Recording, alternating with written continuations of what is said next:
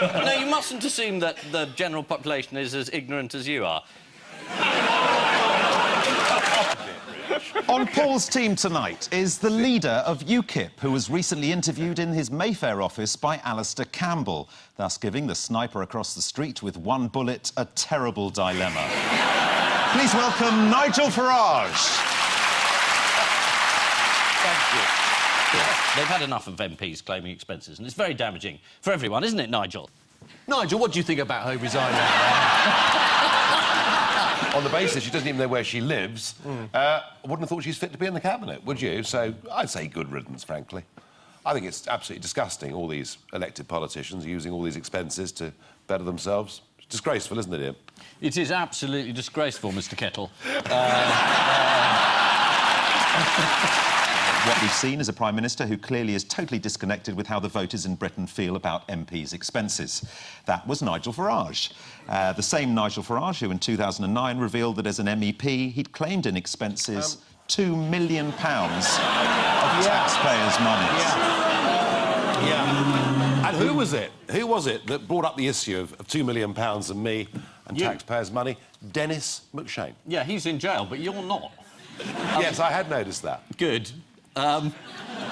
Yes, well, as a tax-funded MEP, Nigel Farage is an equal opportunities employer. Some of our money has gone to his wife and some to his mistress. I think that is allegedly, don't you?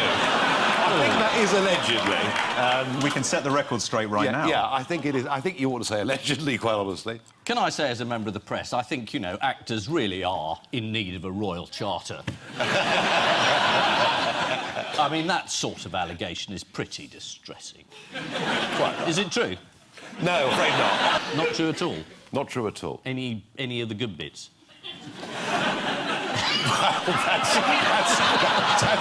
There are good bits. I'll tell you afterwards. Right. Well, let's have a look, shall we, at some of those revelations. Here is Nikki Sinclair, a former UKIP MEP, now representing the We Demand a Referendum party in the European Parliament. Take a close look at the reaction of the translator in the bottom left corner of the screen. Does Mr Farage think it's a fair use of taxpayers' money, namely his secretarial allowance, not only to employ his wife Kirsten, but his former mistress Annabel Fuller? Is this a responsible use of taxpayers' money, Mr Farage? Well, I would just say this to you, Chairman. This is somebody who hid under the cloak of parliamentary privilege to make those comments, and when asked to repeat them, publicly refused to do so. Quite funny, though. I think it's time for a game of fruitcake or loony. OK, everyone, fingers on your buzzers. I'll show you some UKIP party members. You have to buzz in and tell me whether they're a fruitcake or a loony.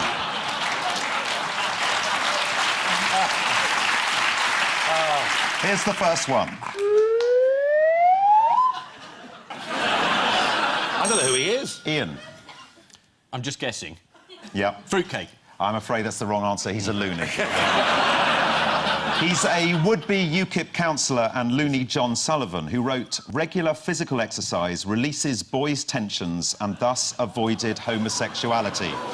Which is quite right, Mr Sullivan, and that's why you'll never see a gay man down the gym.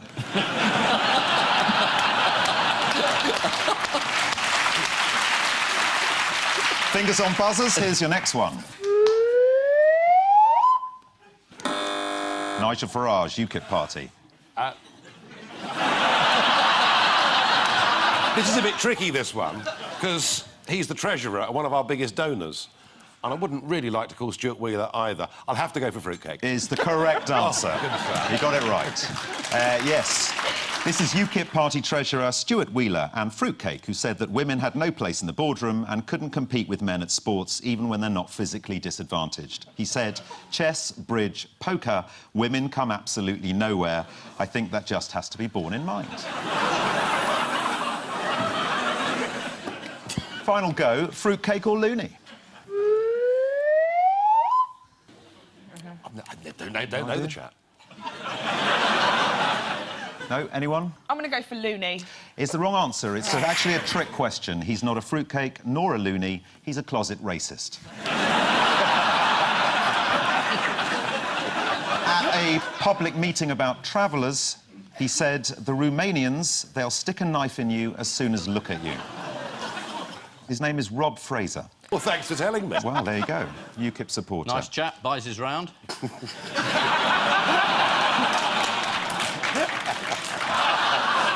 Nigel, have you had your portrait done? No. How would you describe your look? Ragged. Ragged?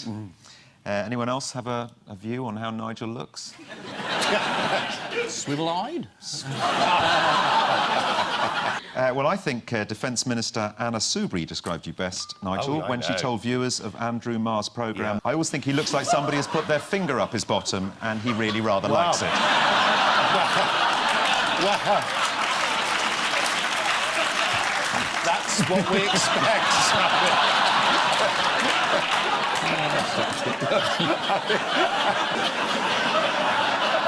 I get lonely. Nigel, you were once given a can of 7-Up by your UKIP pals I remember in Brussels. that now. Yes. Why was that? I've forgotten the reason. Oh, well, luckily I do know. Oh, really? Well, according Funny to that. former Deputy Party leader Mike Natras, is that how you say it? Natras? I'm trying to forget, but go on. Yeah. Yes. It was allegedly a prize for bedding a Latvian woman 7 times in one night. That definitely is not true. Scientists hunt for what in Yorkshire? Optimism. People who've been to Norfolk. Given the theme of tonight, UKIP voters, it could be, couldn't it? You know. Close. Scientists hunt for Martians in Yorkshire.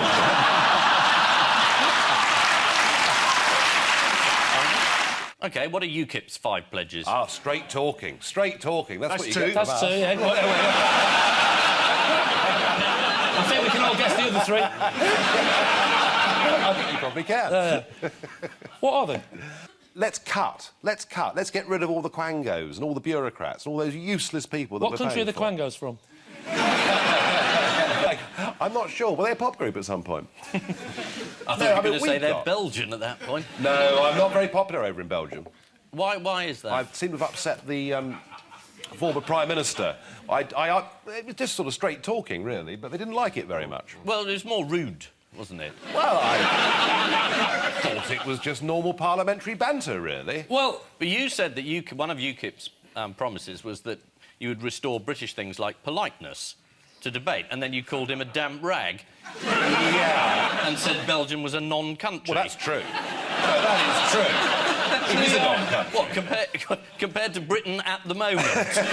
Should we have a little clip of you addressing the Belgian in question? Well, if we don't, we've wasted the last 10 minutes, haven't we? You know, really, you have the charisma of a damp rag and the appearance of a low-grade bank clerk. And the question that I want to ask, that we're all going to ask is, who are you? I've never heard of you. Nobody in Europe had ever heard of you. And I can say with confidence that I can speak on behalf of the majority of the British people in saying, we don't know you, we don't want you, and the sooner you're put out to grass, the better.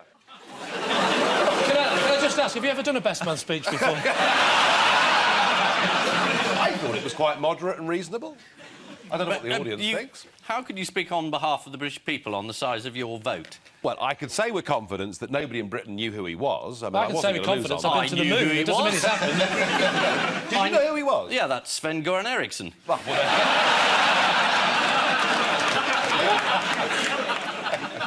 No, you mustn't assume that the general population is as ignorant as you are. Remember that, then.